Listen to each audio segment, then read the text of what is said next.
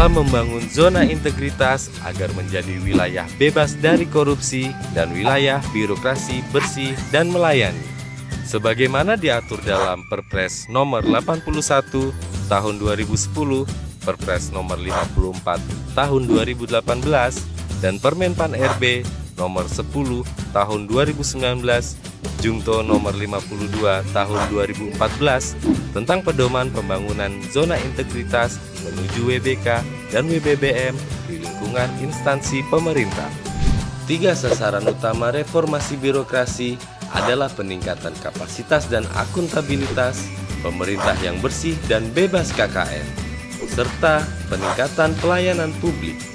Terdapat 3 sektor prioritas pencegahan korupsi, yakni perizinan dan tata niaga, keuangan negara dan penegakan hukum, dan reformasi birokrasi. Video ini bertujuan untuk memberikan keseragaman pemahaman dan tindakan dalam membangun zona integritas menuju wilayah bebas dari korupsi dan wilayah birokrasi bersih dan melayani. Perlu diketahui, zona integritas adalah predikat yang diberikan kepada instansi pemerintah yang pimpinan dan jajarannya mempunyai komitmen untuk mewujudkan WBK dan WBBM melalui reformasi birokrasi, khususnya dalam hal pencegahan korupsi dan peningkatan kualitas pelayanan publik. Sehingga bukan hanya kejaksaan saja yang sedang membangun, namun kementerian lembaga lain pun dituntut demikian. Mari kita mulai. Bagaimana membangun wilayah zona integritas melalui 6 fokus area yang telah ditentukan agar mindset kita memiliki pola yang sama. Area pertama adalah manajemen perubahan. Manajemen perubahan bertujuan untuk mengubah secara sistematis dan konsisten mekanisme kerja, pola pikir, serta budaya kerja individu pada unit kerja yang dibangun agar menjadi lebih baik sesuai zona integritas. Target capaian manajemen perubahan: meningkatkan komitmen pimpinan dan pegawai, adanya perubahan pola pikir, berkurangnya resiko kegagalan. Berikut ini adalah indikator penerapan manajemen perubahan. Penyusunan tim kerja.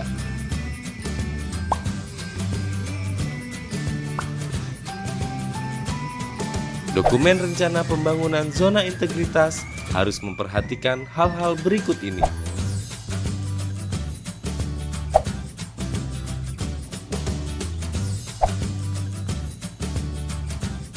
Lalu, lakukan pemantauan dan evaluasi pembangunan zona integritas dengan memperhatikan hal-hal berikut ini.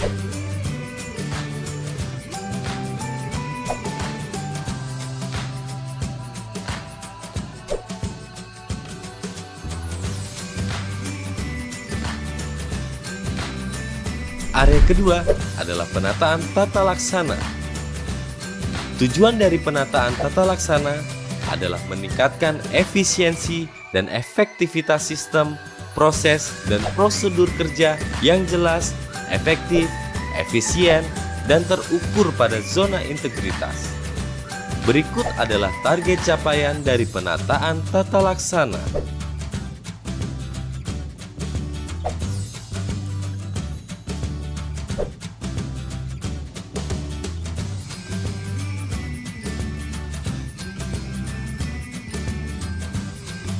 Indikator dari penerapan penataan tata laksana adalah standar operasional tetap.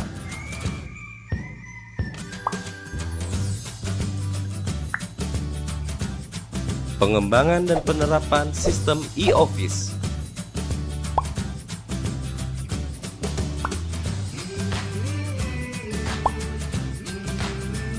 Dan terbukanya informasi kepada publik.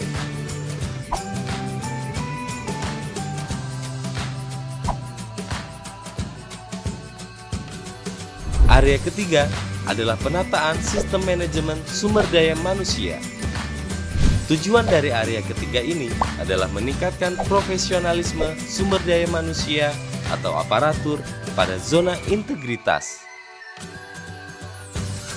Dengan target capaian meningkatnya ketaatan aparatur, transparansi, disiplin, efektivitas, serta meningkatnya profesionalisme aparatur.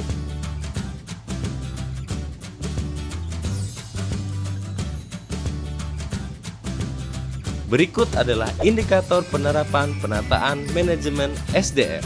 Pertama, perencanaan kebutuhan SDM.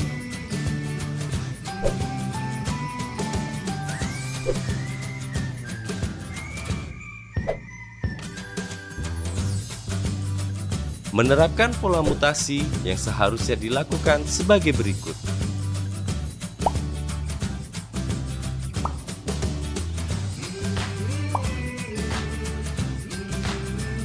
Pengembangan pegawai berbasis kompetensi.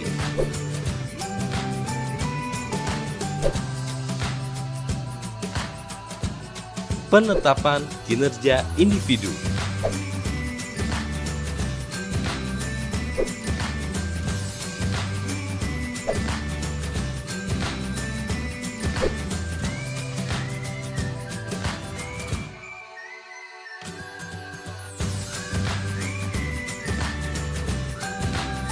Penegakan aturan disiplin, kode etik pegawai, serta penataan sistem informasi kepegawaian.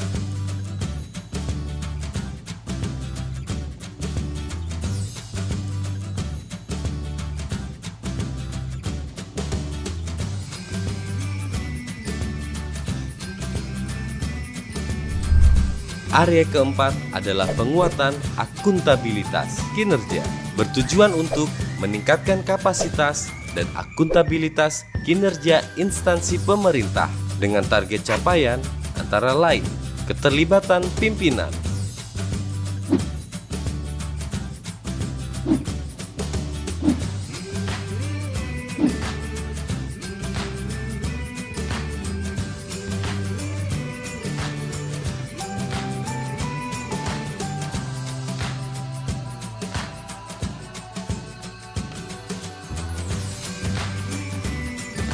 pengelolaan akuntabilitas kinerja dengan indikator sebagai berikut.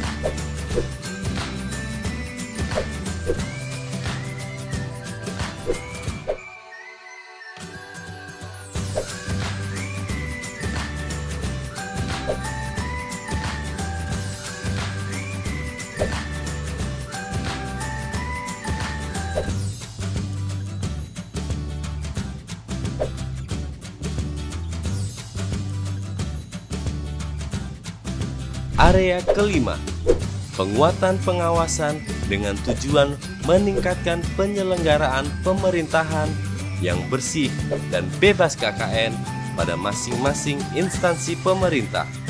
Target capaiannya antara lain meningkatkan kepatuhan, meningkatnya efektivitas, meningkatnya status opini BPK terhadap pengelolaan keuangan negara oleh masing-masing instansi pemerintah, serta menurunnya tingkat penyalahgunaan wewenang pada masing-masing instansi pemerintah.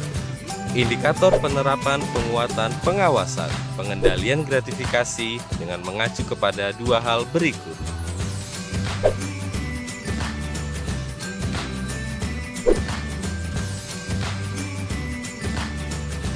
Penerapan sistem pengawasan internal pemerintah dengan mengacu pada 4 hal berikut.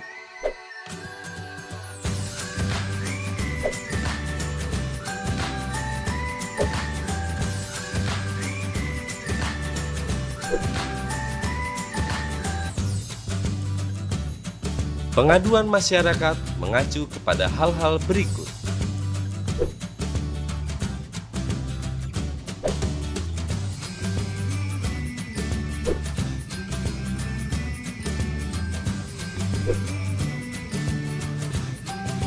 Whistleblowing system dengan mengacu pada kondisi berikut.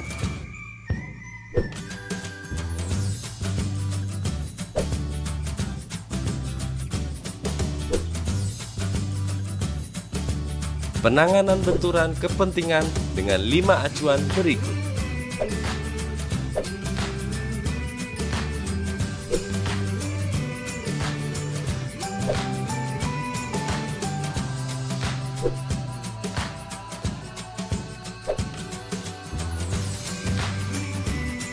serta penyampaian laporan harta kekayaan pegawai yang mengacu pada hal-hal berikut.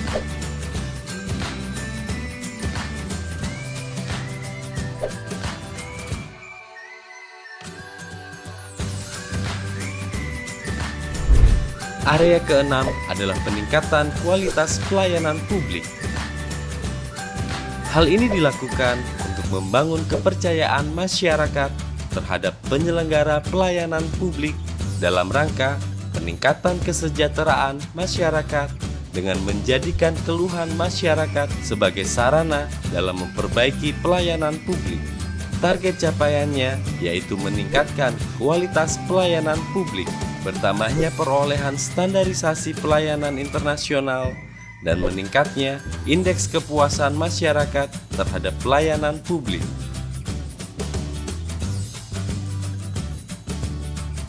Indikator peningkatan kualitas layanan publik yaitu meningkatnya standar pelayanan yang mengacu pada 4 hal berikut.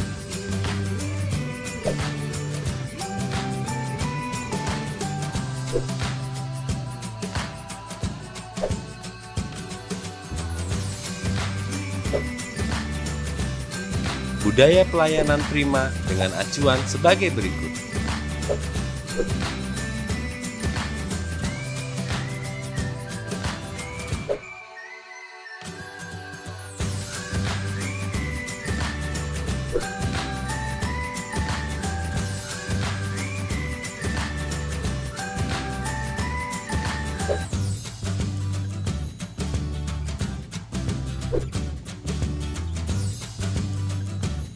Serta penilaian kepuasan terhadap pelayanan dengan acuan sebagai berikut.